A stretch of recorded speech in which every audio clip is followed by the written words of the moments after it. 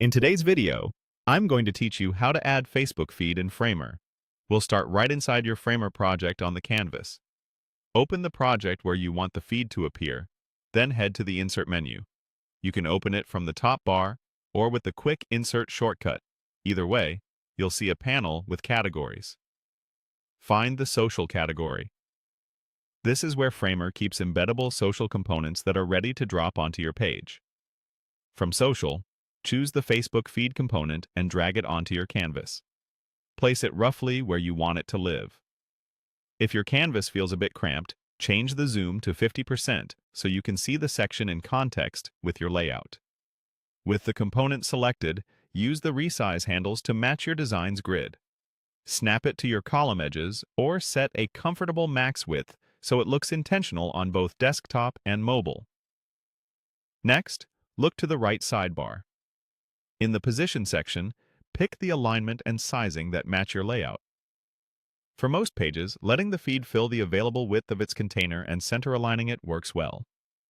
If your design is column-based, keep it within that column for consistent spacing. Now, tweak the appearance. Open Overlays. If your design uses overlay interactions, then move to Styles to dial in the look. Adjust background, border radius, spacing, and shadows so the feed mirrors your site's visual language. Subtle changes here help the embed feel native rather than bolted on. Time to connect your content.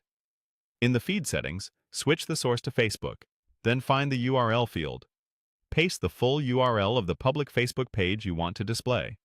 Press Enter to confirm. The preview may take a moment to load. Once it does, you should see recent posts populate. Keep in mind that only publicly visible content will appear. If your page uses a long scrolling layout, drop the feed inside your existing scroll section so it participates naturally in the page flow. Teams using Framer's code overrides can also open that panel here to wire up any custom behaviors or responsive tweaks, but most setups won't need extra code. When everything looks good, it's time to ship. Click Publish, then confirm update to push your changes live.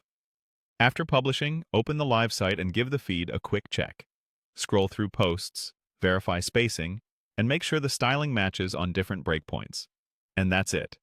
You added a Facebook feed in Framer, styled it to match your brand, connected it to a live page URL, and published it. Nice work!